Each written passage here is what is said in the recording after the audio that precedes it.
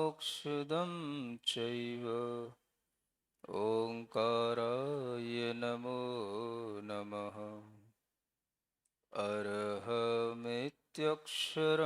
ब्रह्म वाचकं परमेष्ठिनः सिद्धचक्रस्य सद्बीजं सर्वतः प्रणमाम्यहम्।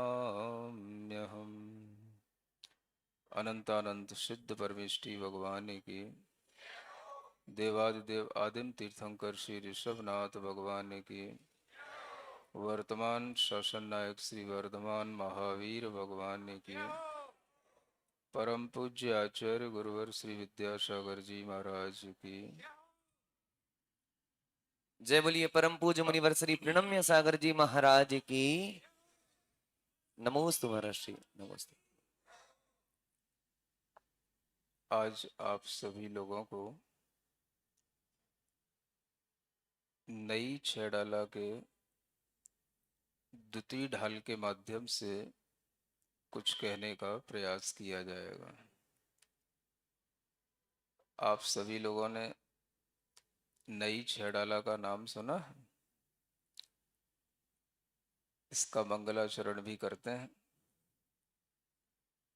तीन लोक में चार हैं, मंगल शरण व श्रेष्ठ, अरहत सिद्ध व साधुगण, धर्म जैन जग ज्येष्ठ। तीर्थंकर जिन देव की, जिन वाणी को ध्याय, सार्वधर्म संक्षेप से, कहूँ चित्त हुलसाय। इस मंगलाचरण को स्मरण करते हुए नई छेड़ाला की द्वितीय ढाल के 12वें नंबर के छंद को केवल प्रथम लाइन को पढ़ने की कोशिश करते हैं। अंजन समभव्य निशंक होय,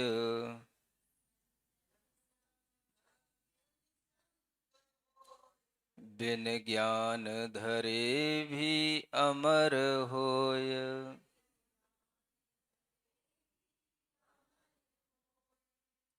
इसी एक पंक्ति पर विचार किया जाता है। सम्यक दर्शन की जब प्राप्ति होती है तो आचार्य कहते हैं कि आत्मा में 8 गुणों की अभिव्यक्ति होती है। उस आत्मा में 8 गुण प्रकट होते हैं और उन गुणों में सबसे पहला गुण निशंकित अंग कहलाता है। सम्यक दर्शन को प्राप्त कर लेना ही मानो धर्म को प्राप्त कर लेना है। जब आप कभी कभी ये विचार करते हो कि हमें धर्म की प्राप्ति कैसे हो, तो आप इतना ही सोच लेना कि धर्म की प्राप्ति का मतलब है सम्यक दर्शन की प्राप्ति होना, और सम्यक दर्शन की प्राप्ति होने का मतलब है निशंकित आदि 8 गुणों को प्राप्त कर लेना। आज हम उसी निशंकित गुण की थोड़ी सी व्याख्या इस भाव से करते हैं कि हम लोगों के अंदर भी ऐसा ही निशंक भाव पैदा हो। निशंक का होता है मतलब निसंदेह। क्या बोलते हैं? जब भी आप किसी से कोई भी बात कहते हैं, किसी भी तरह का कोई एग्रीमेंट करते हैं, तो आप ये शब्द बोलते हैं, निस्संदेह मैं ये बात कह रहा हूं, आप मेरी बात सुनिए। निस्संदेह का मतलब होता है कि आप उस बात की आप वीतराग भगवान की आराधना करें, जिनवाणी का श्रवण करें और निर्ग्रंथ गुरुओं की उपासना करें, तो इस बात में भी आपको निसंदेह होना पड़ता है। क्या होना पड़ता है? निसंदेह, संदेह नहीं करना। फिर इसमें किसी भी तरह का कोई भी मन में हल्का सा भी डाउट नहीं रह जाना, मन के अंदर हल्का सा भी कहीं कमजोरी नहीं रह जाना कि कहीं ऐसा होता है या नहीं होता है। इस तरह का जिस मन में संदेह रहित भाव हो जाता है, वही व्यक्ति धर्म मार्ग पर, सम्यक्त्व के मार्ग पर आगे बढ़ने का प्रथम अधिकारी होता है। और उस भाव को समझने के लिए आचार्यों ने, आचार्य समंतभद्र जैसे महान आचार्यों ने एक व्यक्ति का नाम लिया जिसका नाम है अंजन चोर। क्या नाम है? उसी को यहां पर रखा गया। अंजन सम भव्य निशंक होय, बिन ज्ञान धरे भी अमर होए। भव्य जीव है तो वह अंजन के समान निशंक होना चाहिए, और आपको यह ज्ञात भी होना चाहिए कि अंजन चोर यह उसकी उपाधि का नाम है, यह उसका वास्तविक नाम नहीं है। वह चोर होते हुए भी जन्म से चोर नहीं था, अपने पुरखों के आए व्यवसाय से चोर नहीं था। वह एक राजकुमार था और उसका नाम ललित कुमार था। क्या नाम था? हाँ, अच्छा नाम है ना? नहीं है? अपने बच्चों का नाम रख सकते हो ऐसे? लिल्ली लोलू तो रख लेते हो, ललित नहीं रखते हो। ललित माने सुंदर, जो सबका लाडला होता है उसको ललित कहते हैं। वह ललित कुमार नाम का राजकुमार है, और जब वह राजकुमार बड़ा हो जाता है तो बड़े होने के बाद में वह शौक शौक में यह कार्य करने लग जाता है जो कुछ लोगों के अंदर ऐसा भी शौक होता है कि हम कुछ साहसिक कार्य करें। तो ऐसा उसके अंदर एक भाव आ जाता है कि हम भी एक कोई साहसिक कार्य करें और लोग उसको न समझ पाए, हमें न पकड़ पाए, ऐसा कोई कार्य करें। एक दिन उसे एक सिद्धि की प्राप्ति हो जाती है, और वह सिद्धि उसके प्रयासों से, प्रयोगों के माध्यम से हो जाती है। और वह सिद्धि इस बात की हो जाती है कि एक गुटका सिद्धि की एक प्रक्रिया होती है, इसे बोलते हैं अंजन गुटका सिद्धि। अंजन को भी सिद्ध किया जाता है। अंजन सिद्धि का मतलब है एक ऐसा काजल बनाना जिस काजल को लगाने के बाद में मैं तो सबको देख सकूं लेकिन मुझे कोई ना देख सके, उसको बोलते हैं अंजन सिद्धि। उस ललित कुमार ने बड़े होने के बाद में ये अंजन सिद्धि कर ली, और इसका प्रयोग कैसे करें, तो उसका प्रयोग करने के लिए वह क्या करने लगा, वह तरह तरह से लोगों के सामने आता, लेकिन लोग उसको नहीं देख पाते और वो लोगों को देख लेता। ये उसके पास में एक सिद्धि हो गई। इसी सिद्धि के चलते उसका संपर्क एक ऐसी स्त्री से हो गया जिस स्त्री ने कभी रानी के गले में एक बहुत सुंदर हार देखा था, और वह उस हार को चाहती थी, और वह स्त्री के निकट में यह ललित कुमार पहुंच गया। ललित कुमार उस स्त्री को चाहता था। समझ आ रहा है आपको? ललित कुमार जिस स्त्री को चाहता है वो स्त्री क्या चाह रही है, वो रानी के गले का सुंदर हार चाह रही है। तो ललित कुमार जब रानी के पास पहुंचता है, उस स्त्री के पास पहुंचता है, तो वो स्त्री कहती है पहले मुझे वो हार ला करके दो, तब आगे कोई प्रेम प्यार की बात करना। सुन रही हो? नहीं सुन रही? ऐसा कभी बोलने में आया तुमको कि नहीं आया? आप लोग तो सब अच्छी स्त्रियां हैं। तो वो स्त्री जब ललित कुमार से बोलती है कि मुझे ऐसा हार ला करके दो जो रानी के गले में पड़ा हुआ है, ऐसा कीमती हार जब मुझे मिल जाएगा तब मैं तुमसे विवाह करने की बात करूंगी। अब ललित कुमार तो एडवेंचरस था ही, तो उसने अपने मन में सोचा कोई बात नहीं, अगर तुझे इसी हार की इच्छा है तो मैं ये हार ला करके देता हूं। और वह हार लेने के लिए राजा के यहां पहुंचा, और राजा के यहां पर जहां रानी का निवास था वहां भी पहुंच गया, और किसी भी तरह से उसने रात्रि के समय पर वह हार निकाल लिया, और हार लेकर के वह आगे चलने लग गया, क्योंकि उसने उस अंजन का प्रयोग किया जिस अंजन को लगाने के बाद में क्या होता है, उससे कोई नहीं देख पाता, वो सबको। और इस मिस्टर इंडिया तो उसने उसी अंजन सिद्धि से उस रानी के गले का हार निकाल लिया। भाई जो भी फिल्में बनती हैं, चाहे मिस्टर इंडिया हो चाहे कोई हो, आखिर उनके कंटेंट तो इन्हीं पुरानी कहानियों से ढूंढे जाते हैं।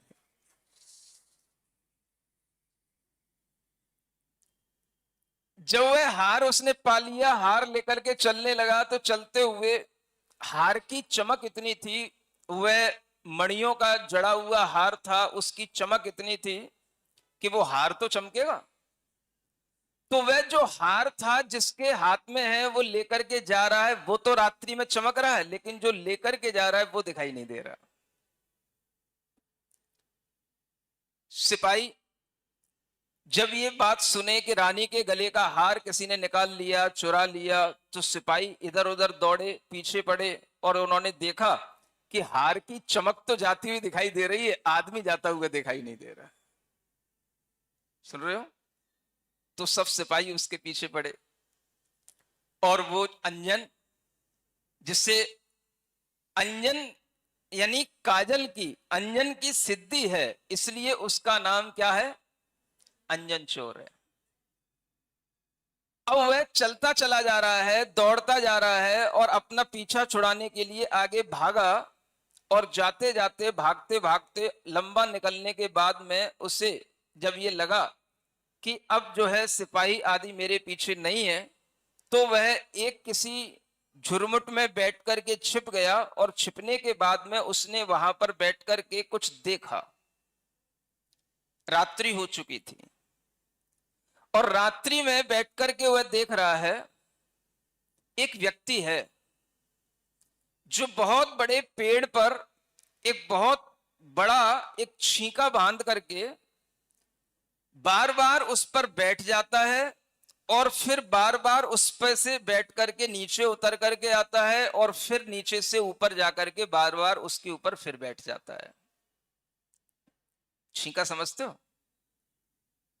पेड़ के ऊपर, पेड़ के चारों ओर एक ऐसा जाल सा बना लेना जिस पर वह बैठ सके, और बैठने के बाद में वह क्या करता है, उसके हाथ में एक तलवार है, और वह नीचे उसने बहुत सारी तलवारें ऊपर को मुख करके लगा रखी हैं। वह उस छींके में बैठ जाता है, तलवार हाथ में लिए रहता है, और नीचे देखता है, फिर उसका मन नहीं होता है, फिर उस छींके से बाहर आ जाता है, फिर नीचे उतर करके आ जाता है, फिर आकर के फिर ऊपर चढ़ जाता है। ऐसे करते जब दो चार बार हो गया, तो वह अंजन वहां खड़ा खड़ा देख रहा था ये क्या कर रहा है। सुन रहे हो? अंजन वह चोर ही कहा जाएगा अभी, जिसने रानी के गले का हार चुरा लिया। और वह अंजन चोर वहां जब उस व्यक्ति के पास पहुंचा, तो उसने कहा भाई तुम कौन हो? तो उसने कहा मेरा नाम सोमदत्त है। क्या है? क्या कर रहे हो? मैं यहां पर एक सिद्धि करने आया हूं। कैसे सिद्धि होती है, क्या उसकी विधि होती है, और ये सिद्धि किसको प्राप्त हुई, कैसे तुम किसी के विश्वास से इस तरह की सिद्धि कर सकते हो, ये सब प्रश्न जब अंजन चोर ने उससे पूछे तो उस सोमदत्त ने उसका वर्णन करना शुरू किया। सुन रहे हो ना आप लोग? अब वो कहता है, मैं आपको एक छोटी सी बात बढ़ाते हुए आगे, इस कहानी को आगे बढ़ाते हुए मैं आपको कुछ बताना चाहता हूं। हम तो एक तरह से अपने सेठ जी के नौकर हैं। मेरे सेठ जी का नाम जिनदत्त सेठ है। मैं तो उनकी सेवा करने वाला सेवक हूं, और उन जिनदत्त सेठ के बारे में मैं आपको बता रहा हूं, जिसकी प्रेरणा से मुझे यहां पर यह सिद्धि करने का मन बना। एक बार दो देव परीक्षा करने के लिए निकले, जिनके नाम थे अमित प्रभ और विद्युत प्रभ। क्या नाम थे? उनमें से एक देव सम्यक दृष्टि था, जो जिन धर्म जिन गुरु आदि को मानने वाला था, जिसका नाम अमित प्रभ था, और दूसरा देव विद्युत प्रभ था, जिसका जिन धर्म पर विश्वास नहीं था। लेकिन देव आपस में मित्र थे। जब वो देव मित्र हैं तो देव भी अपनी मित्रता को बनाए रखने के लिए आपस में चर्चा करते हैं, और वह अमित प्रभ कहता है विद्युत प्रभ से कि आप व्यर्थ के ढकोसलों में पढ़ करके, व्यर्थ के चमत्कारों में पढ़ करके, व्यर्थ की बातों में पढ़ करके अपने अंदर के मिथ्यात्व को क्यों बढ़ा रहे हो? तो विद्युत प्रभ कहता है ये व्यर्थ क्यों है? तो अमित प्रभ कहता है चलो आज अपन थोड़ा सा परीक्षा करने के लिए चलते हैं, बाहर निकलते हैं। तो वो दोनों देव निकले अपने अपने स्वर्गों से बाहर। दोनों में मित्रता है। आप देखें, आप लोगों में भी मित्रता होती है आपस में, तो आप कहीं ना कहीं धर्म की बात को भी शेयर करते हैं। आपका जिस पर श्रद्धान होता है आप उसकी बात करते हैं। आपके लिए अगर कोई व्यक्ति लगता है कि यह धर्म को नहीं मानता है या यह सत्य की ओर उन्मुख नहीं है, तो आपके मन में भी भाव आ जाता है कि यह सत्य को जाने, यह सत्य की ओर उन्मुख हो। तो वह अमित प्रभ देव विद्युत प्रभ से कहता है चलो अपन चलते हैं, और चलते हुए आज कुछ परीक्षा करते हैं। दोनों देव निकले, और निकलने के बाद में उन्होंने एक ऐसे साधु को देखा जो तपस्या कर रहा था। बहुत बड़ी बड़ी जिसकी जटाएं थी, धुनी रमा रखी थी, चारों तरफ अग्नि लगी हुई थी, और वह उस साधु के पास में दोनों देव जाकर के पहुंच जाते हैं। सुन रहे हो? बगल में एक झोपड़ी थी, कुटी बनी हुई थी। उस साधु के पास पहुंचने के बाद में उन देवों ने देखा कि इसके आसपास और कोई लोग नहीं है, माने इसका अभी शायद विवाह नहीं हुआ।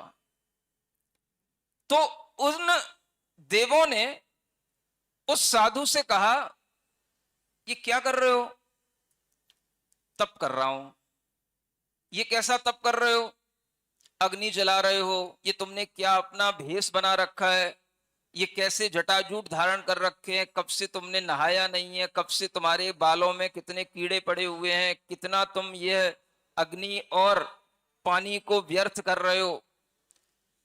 इतनी सब बात कहने के बाद में उस साधु के मन में विचार आया, तो उसने पूछा आप हमारी तपस्या को गलत क्यों कह रहे हो? तो वो देव कहते हैं तुम्हारी तपस्या इसलिए गलत है क्योंकि तुम गलत तरीके से काम कर रहे हो। तुम्हें पता ही नहीं है कि तुम क्या कर रहे हो, तुम्हें क्या करना चाहिए था।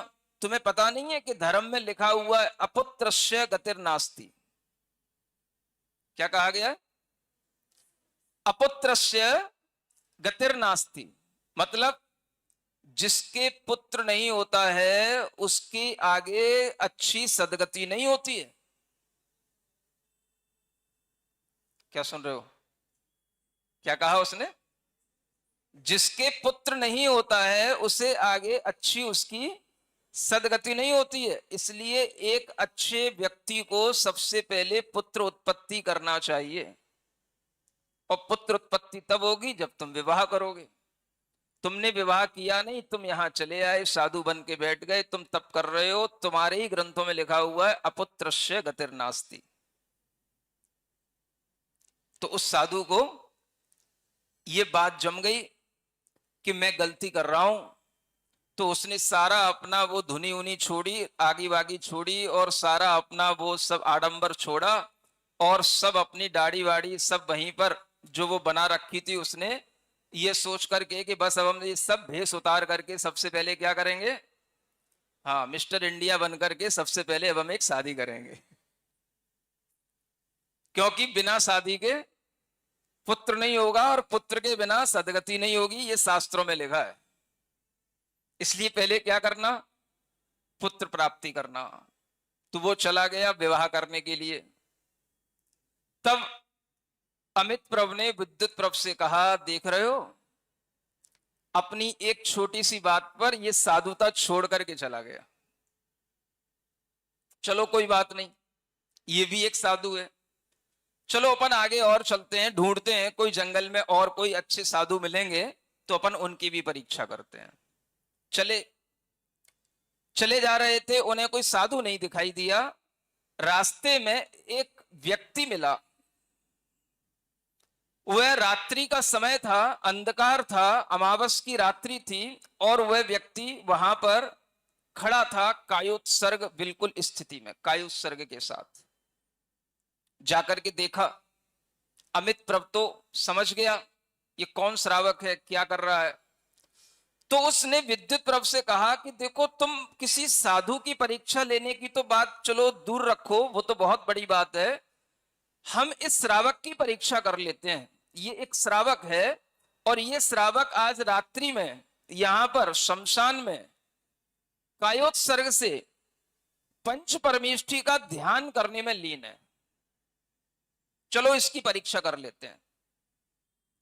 तो जब वहां पहुंचे तो वो तो बिल्कुल मौन पूर्वक श्रावक खड़ा हुआ था, और उस समय पर उस श्रावक ने किसी की ओर नहीं देखा, वो अपने पंच परमेष्ठी का ध्यान कर रहा है, उन्हीं का जाप कर रहा है। सुन रहे हो? किसका? पंच परमेष्ठी का मतलब क्या? नमो अरियंताड़म, नमो सिद्धाड़म। समझ आ रहा है? तीन लोक में चार हैं, मंगल शरण व श्रेष्ठ। कौन है? अरहत सिद्ध साधुगण, धर्म जैन जग ज्येष्ठ। बस वह इन्हीं चार की शरण में है, और इन्हीं का ध्यान कर रहा है, पंच परमेष्ठी का जाप कर रहा है, और वह खड़ा हुआ केवल मौन पूर्वक अपनी पूरी दृढ़ता के साथ में स्थित है। अब वहां पर ये दोनों देव पहुंच गए। अमित प्रभु ने कहा, तुम इस श्रावक की ही परीक्षा कर लो, और इसी को तपस्या से डिगाने के लिए तुम जो कर सकते हो कर लो। तो उस समय पर विद्युत प्रभु देव ने प्रयास किए, तरह तरह से उसके सामने अच्छी अच्छी देवियों का रूप धारण करके वहां पर देवियां प्रस्तुत करी, अच्छे अच्छे गीत सुनाए, देवियों के नृत्य चारों ओर दिखाए, और उस देव ने कहा कि तुम इन देवियों को, इन स्त्रियों को अपने पास